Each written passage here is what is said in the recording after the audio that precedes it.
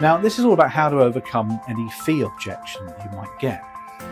Now, we've just received our water bill from Severn Trent Water, which is £45 a month, payable by direct debit. Now, this actually to me seems quite small compared to my electricity and gas bill, which is £200 a month. See, most people in the UK see water as a relatively cheap utility because we compare it to other utilities. And that's the key moment here. When a customer or client is given your fee or your bill, they will compare it to something else in their heads. I mean, they'll see it as expensive, cheap, or just in the middle. When they see it as costly for the value, you need to work overtime to justify the value.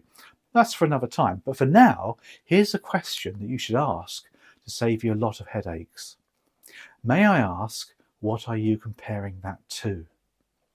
Now, this will reveal their thoughts, and you can then deal with the issue more clearly and more personally.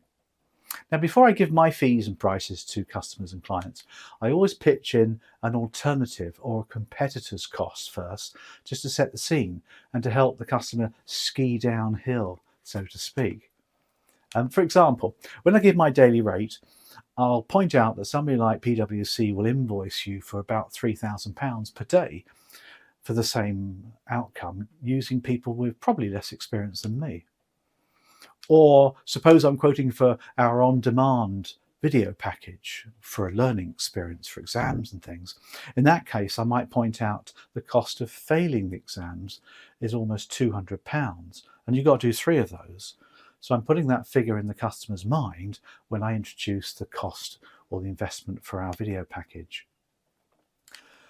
These things happen all the time. Now, the water bill in the USA is compared very differently. Now, in the USA, they have natural shale gas coming out of their ears, which is as cheap as chips. However, fresh water is rare in some parts of the US, so the cost is very high. Well, it is for me because I'm comparing it to my £40 bill from Severn Trent Water. Now, residents in San Diego will probably see it very differently.